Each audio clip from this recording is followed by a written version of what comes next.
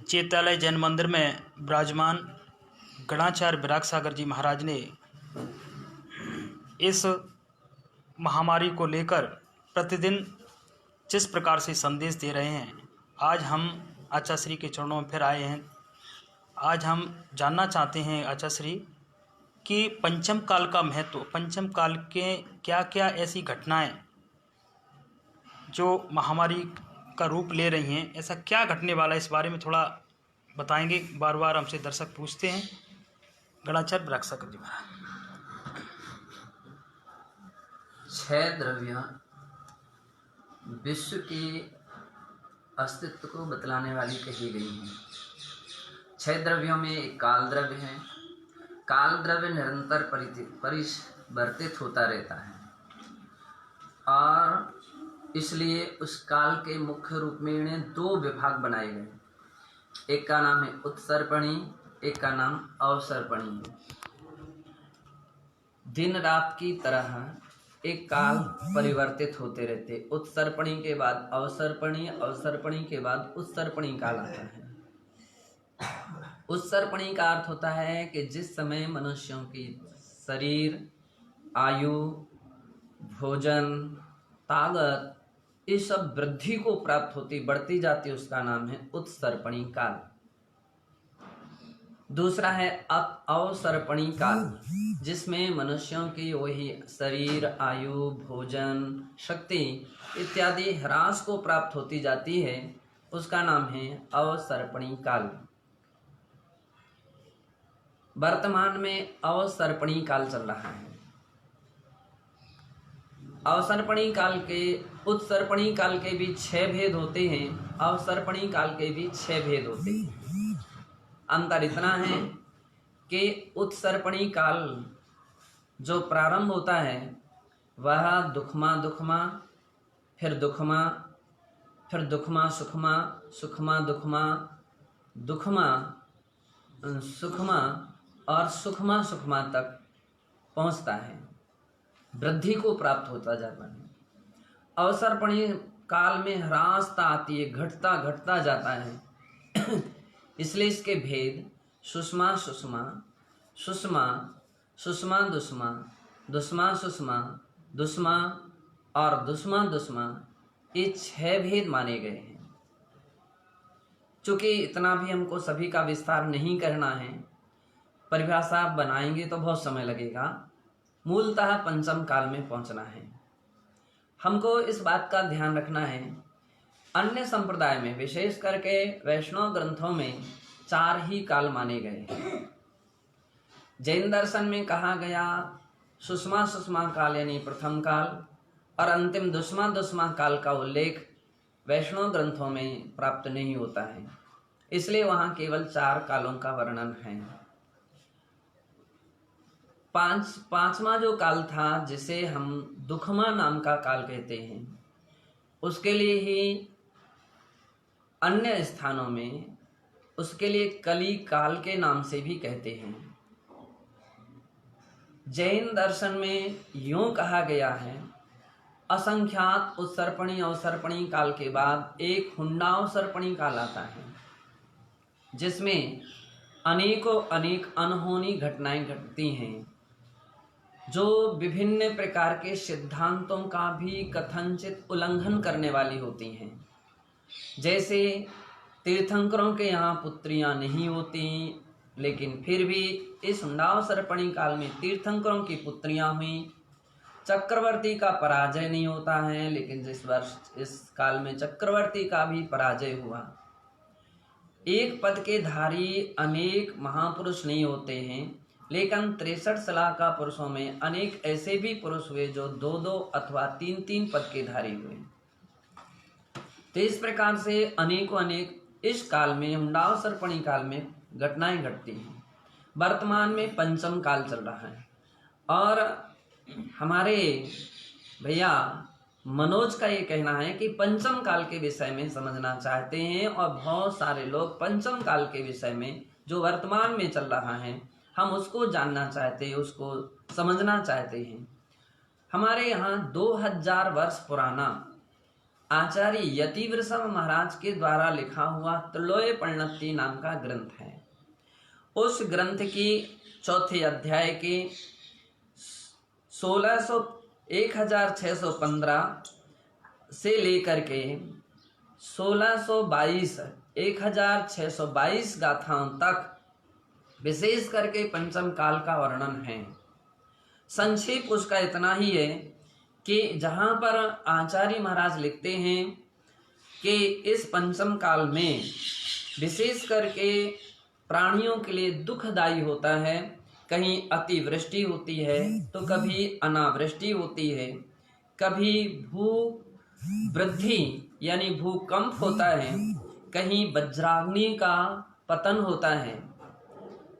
6 प्रकार की ईतियों का भी वर्णन है और वो 6 प्रकार की ईतियों में अतिवृष्टि, अनावृष्टि, टिड्डी दल जो कि विभिन्न अनाजों का क्षति करती हैं, चूहे जिनके माध्यम से समय समय पर महामारी जैसी प्लेग जैसी महामारी रोग फैलता है, तोते के माध्यम से भी अनेक प्रकार के रोग फैलते हैं और बाहरी विभिन्न प्रकार की आपदाओं, शासन प्रशासन के साथ साथ वायु के माध्यम से होने वाला आक्रमण होता है। हमारे वहाँ ग्रंथ रखा है भद्रबाहु संहिता, और जिस भद्रबाहु संहिता ग्रंथ के माध्यम से भी जब हम देखते हैं तो वहाँ पर भी काफ़ी वर्णन मिलता है। भद्रबाहु संहिता में आचार्य श्री भद्रबाहु महाराज ने भी विभिन्न प्रकार के वायुओं के माध्यम से होने वाले दोष और विभिन्न प्रकार के दोषों का, रोगों का प्रकोप का वर्णन दिया है जो राजाओं प्रजाओं के लिए क्षतिकारक होता है, ऐसा इसमें वर्णन दिया है। आचार्य श्री जिनसेन महाराज हुए जिन्होंने महापुराण ग्रंथ लिखा और लगभग 1300-1400 वर्ष पुराना ग्रंथ है महापुराण ग्रंथ। जिस महापुराण ग्रंथ में जैनाचार्य श्री जिनसेन महाराज ने 41वें पर्व के 68वें श्लोक में लिखा है कि पंचम काल में मनुष्य दुराचारी होंगे, दुराचार की वृद्धि होगी। 69वें पर्व में लिखा है कि राजा छोटी जाति के होंगे।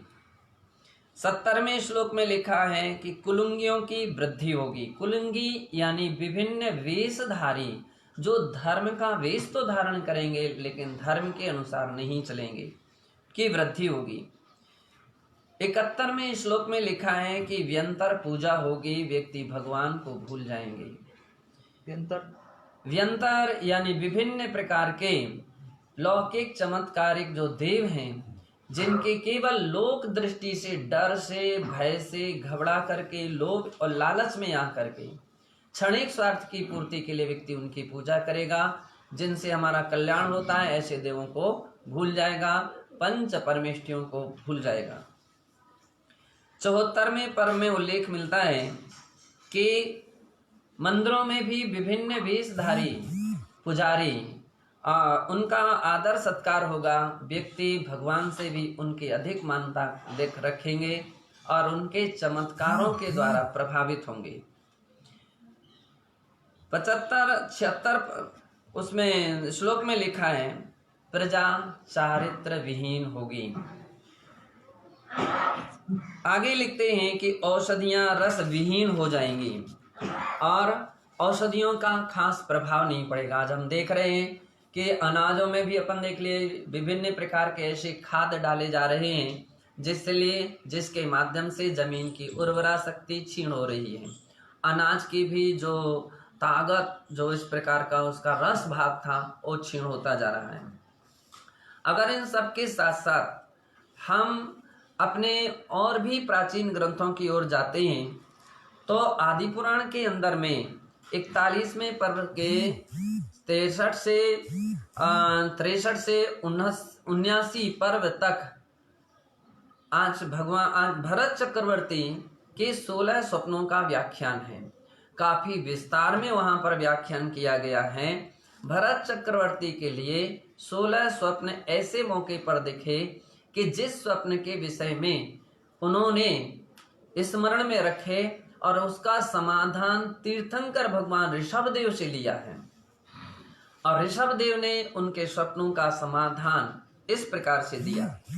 भरत चक्रवर्ती ने सबसे पहले 23 सिंह देखे, पर्वत पर 23 सिंह देखे, और उसका उत्तर में भगवान ऋषभदेव ने कहा कि आने वाले काल में 23 तीर्थंकरों में दुर्नयों की वृद्धि हो जाएगी। और 23 तीर्थंकरों में दुर्नय की वृद्धि नहीं होगी। 24वें तीर्थंकर यानी भगवान महावीर स्वामी के काल में विभिन्न प्रकार के दुर्नय की भी वृद्धि होगी। व्यक्ति हेतु तर्क प्रधान हो जाएगा और तर्क ही नहीं कुतर्क करके अधर्म की ओर कदम बढ़ाने लग जाएगा।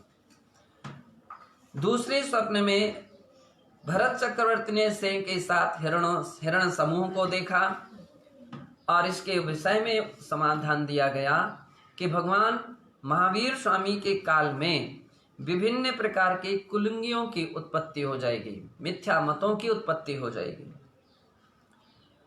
तीसरे स्वप्न में बोझ से झुकी हुई कमर वाला घोड़ा देखा और इसका समाधान के विषय में कहा गया पंचम काल में तपस्रण से के जो गुण हैं उन गुणों से शून्य तपस्या करने वाले साधु अधिक होंगे। चौथे स्वप्न में सूखे पत्ते खाता एक बकरा देखा जिसका उत्तर पंचम काल में दुराचारी मनुष्य होंगे, सदाचारी कम, दुराचारी अधिक होंगे। पांचवें स्वप्न में हाथी पर बैठा बंदर देखा और इसके उत्तर में भगवान कहते हैं पंचम काल में क्षत्रिय वंश के गुण नष्ट हो जाएंगे। क्षत्रिय जो अपनी और दूसरों की रक्षा करना जिसका लक्षण है वह समाप्त हो जाएगा और प्रायः व्यक्ति स्वार्थी हो जाएंगे, केवल अपने स्वार्थ की पूर्ति करने के लिए अग्रणी रहेंगे। जितने भी तीर्थंकर जैन शासन में हुए प्रायः सभी क्षत्रिय वंशी थे, लेकिन कालांतर में क्षत्रिय वंशीय लोग धर्म को धारण नहीं कर पाएंगे। छठवें स्वप्न में देखा अन्य पक्षियों द्वारा सताया गया जाता हुआ उल्लू, जिसके विषय में भगवान ने कहा धर्म की इच्छा से मनुष्य मिथ्या मतावलंबी साधुओं के निकट जा करके और मिथ्या मत की आश्रय लेंगे, शरण लेंगे, चमत्कारों को नमस्कार करेंगे। सातवें स्वप्न में भरत चक्रवर्ती ने देखा आनंद मनाते हुए नाचते हुए भूत प्रेत और इसके उत्तर में कहा कि पंचम काल में भूत व्यंतरों की पूजा पाठ होगी। आठवें स्वप्न में मध्य में सूखा हुआ तालाब देखा जिसके विषय में भगवान ऋषभदेव ने कहा आर्यखंड में धर्म का धीरे धीरे लुप्त होता जाएगा। दक्षिण में ही पंचम काल के अंत में धर्म रहेगा।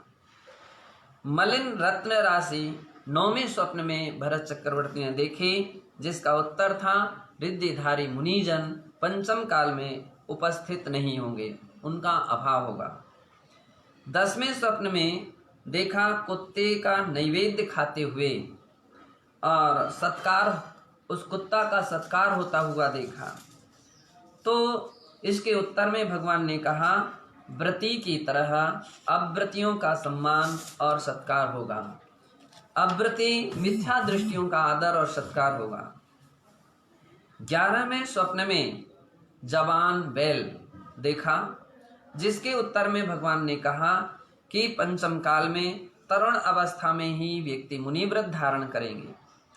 12वें स्वप्न में मंडल से युक्त यानी आभा मंडल से युक्त चंद्र देखा, परिमंडल से परावेश से युक्त चंद्रमंडल देखा जिसका अर्थ था पंचम काल में अवधिज्ञानी मना परिज्ञानी मुनि नहीं होंगे। 13वें स्वप्न में शोभा विहीन बैल देखा जिसके विषय में कहा गया कि पंचम काल में मुनि विशेष एकल विहारी नहीं होंगे। 14वें स्वप्न में देखा मेघों से आवृत सूर्य, केवल ज्ञान का अभाव होगा, ऐसा उसका अर्थ हुआ। 15वें स्वप्न में छाया रहित सूखा वृक्ष देखा, जिसके विषय में भगवान ने कहा स्त्री पुरुषों का चारित्र प्रायः नष्ट हो जाएगा।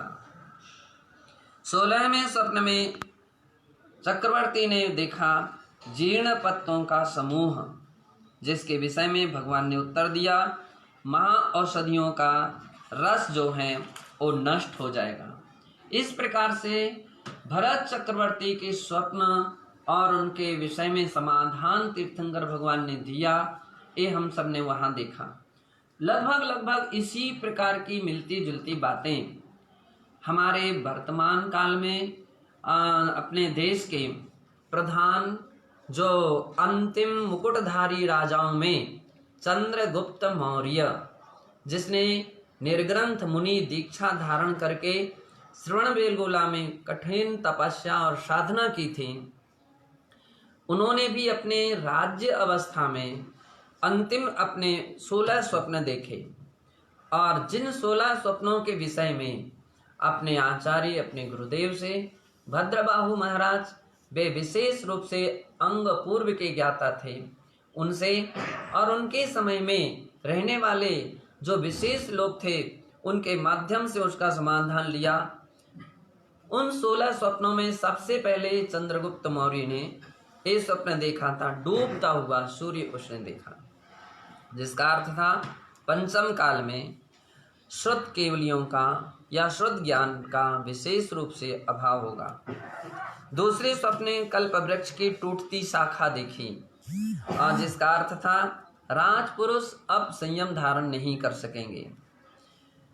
तीसरे स्वप्न में सच्छिद्र चंद्रमंडल देखा, जिसका अर्थ था कि धर्म को दूषित करने वाले वादी और प्रतिवादी होंगे, जो कुतर्क दे करके लोगों के अंदर में धर्म की आस्था समाप्त कर देंगे। चौथे स्वप्न में 12 फणों का सर्फ देखा और जिसका अर्थ था कि पंचम काल में 12 वर्ष तक अकाल पड़ेगा। और आप सबको पता है कि वह सब समय चंद्रगुप्त के काल में ही 12 वर्ष का अकाल पड़ा था। 5वें स्वप्न में वापस लौटते देव विमान को देखा और जिसका अर्थ था कि पंचम काल में अब स्वर्ग आदि से देव नहीं आएंगे, विद्याधर नगरियों से विद्याधर नहीं आएंगे, भो और विदेह क्षेत्र से कोई भी चारण रिद्धिधारी मुनि महाराज भी नहीं आएंगे और यहाँ पर भी उनकी उत्पत्ति या रिद्धिधारी मुनि नहीं होंगे। 6ठे स्वप्न में देखा दूषित स्थान पर खिलता हुआ कमल, इसका अर्थ था कुलीन व्यक्ति अधर्म का सेवन करेंगे, अधर्म को अपनाएंगे।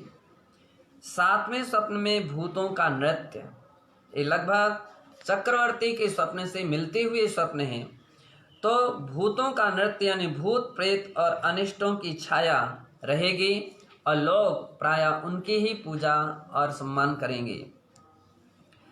8वें स्वप्न में चमकती हुई जुगनू देखी, जिसका अर्थ था धर्म शून्य व्यक्ति धर्मोपदेश देंगे जिनका कोई खास असर नहीं पड़ेगा। 9वें स्वप्न में कहीं कहीं जल रहे तालाब देखा, जिसका अर्थ था धर्म कहीं कहीं रहेगा, कहीं कहीं दिखेगा, आमतौर पर धर्म शून्य हो जाएगा। 10वें स्वप्न में स्वर्ण थाली में खीर खाता हुआ कुत्ता देखा, जिसका अर्थ था निम्न कोटि के लोग ही लक्ष्मी का उपभोग करेंगे, लक्ष्मीवान होंगे, धनवान होंगे। 11वें स्वप्न में हाथी पर बैठा बंदर देखा और इसके उत्तर में भगवान ने कहा कि चंचल मति चंचल व्यक्ति निम्न कोटि के व्यक्ति ही शासन करेंगे। 12वें स्वप्न में मर्यादा लांघता हुआ समुद्र देखा और जिसका अर्थ था शासक प्रजा की लक्ष्मी भक्षक होंगे, प्रजा की लक्ष्मी भक्षण करेंगे। आज अपन